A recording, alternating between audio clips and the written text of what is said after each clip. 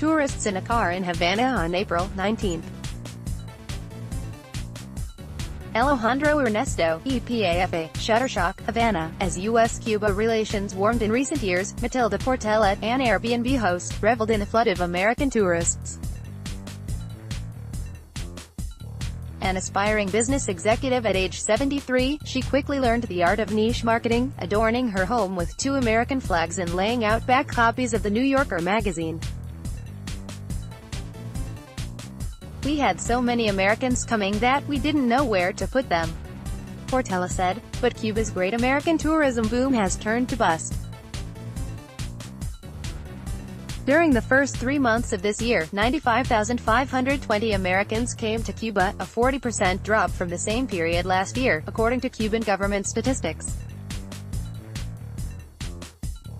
The decrease in Americans seeking to discover one of tourism's last forbidden fruits is hurting this island's access to hard cash and setting back the effort to re-establish ties between U.S. citizens and Cubans.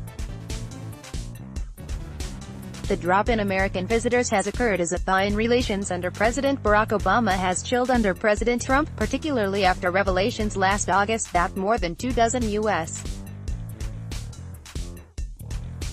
diplomats, family members and intelligence agents stationed in Havana had suffered mysterious brain injuries. The Cuban government has denied any involvement, but Washington has accused it of, at the very least, failing in its obligation to protect diplomats. The result: stark U.S. warnings to Americans to avoid visiting the island. Along with the Trump administration overhaul of the travel rules to Cuba, those warnings have served as a tourism deterrent. Those feeling the pinch the most, observers say, are the very Cubans the Trump administration has vowed to defend here, small business owners looking to inject a dose of the free market into the economy. Cuba's economic opening has significantly lagged those of other communist states, especially China and Vietnam. Nevertheless, Cuban officials have worried that the number of new entrepreneurs, including Airbnb hosts, the owners of small restaurants and art galleries, and tour operators, was growing too fast. Last year, the government here froze the issuance of new licenses. Now, those like Portela who had come to depend on American tourists find themselves caught between the communist hardliners and the American hawks. Matilde Portela, 73, who rents rooms in her Havana apartment on Airbnb, saw a surge in business from American tourism in recent years. But she said her business has dropped dramatically in the past 6 months. Anthony Fiola, The Washington Post, "We can't win," said Portela, who added that her business has dropped by more than 50% over the past 6 months. "I can't understand the U.S. government.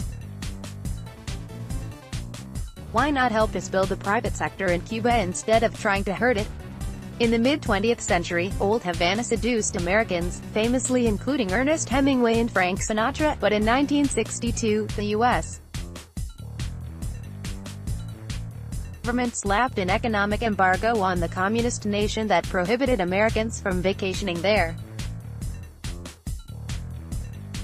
There were loopholes and tricks to get in, such as flying through third countries, but for the majority of Americans, Cuba was off-limits. That changed under Obama. The ban on plain old pleasure travel was never lifted, but he began loosening the restrictions in 2014. With Americans permitted to visit the island for educational and cultural reasons, a bar easily met with a few visits to art galleries, and community-based projects. Direct flights to Cuba resumed in 2016. Unlike many European visitors to Cuba, the American newcomers largely issued the package tours that corralled tourists at big, beachfront hotels and assembly line restaurants. Instead, the Americans spent more time exploring the colonial streets of Old Havana on their own, scattering their dollars far and wide. Those dollars landed in the pockets of small business owners such as Nidia Acosta. In 2016 and early 2017, she said, her company, Nostalgia Car, which rents chauffeur-driven 1950s Chevys in a rainbow of colors, saw record growth as the Americans poured in. "We had to grow in Cuba creatively because of restrictions," said Acosta, 41, referring to the economic embargo. "We cannot get loans. We cannot import spare parts. To even buy them in the United States and bring them back in my luggage, I need to use a friend's credit card because we can't get one. But for a while, we at least had the American tourists.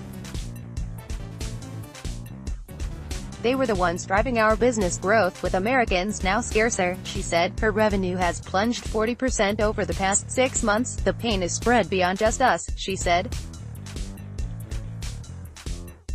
"We're hurt, so we don't spend as much money on restaurants or house cleaners.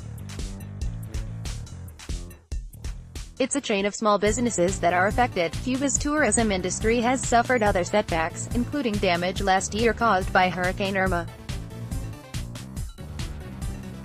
But it still managed to stage a record 2017, aided in part by a massive influx of Americans in the first half of the year. On a recent evening in Havana, however, Nairis Higueras walked through her Havana restaurant, Atelier, pointing at all the empty tables. You see, said Higueras, complaining that business has fallen by 70% compared with the same time last year. "Look at this. We had Americans eating here last year. We had a good thing going, a great dialogue, and they were coming to Cuba and seeing it with their own eyes. But now, it feels like all that is gone." Before a cheering crowd of Cuban Americans in Miami last June, Trump extolled his harder line on Cuba. 2 months later, revelations emerged of the bizarre, concussion-like symptoms appearing among U.S. personnel in Havana. According to U.S. doctors who examined the Americans, the patients suffered from headaches, dizziness and disorders involving hearing, vision, sleep and mood. Theories about the cause of the problems varied from sonic waves to listening devices placed too close together. In response to the incidents, the U.S. State Department issued 2 rare travel warnings. One in September recommended that Americans not travel to Cuba at all. A revision in January suggested that they reconsider any visits. The warnings have thwarted at least some trips. Texas Christian University, for instance, scrapped plans for students to visit Cuba in January, a university official said, because of the U.S. travel warnings. Tourists take a selfie inside the Capitol in Havana on April 17.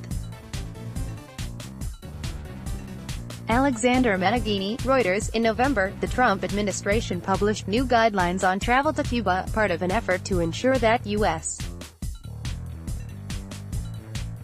dollars were not directly aiding the communist government's power structure.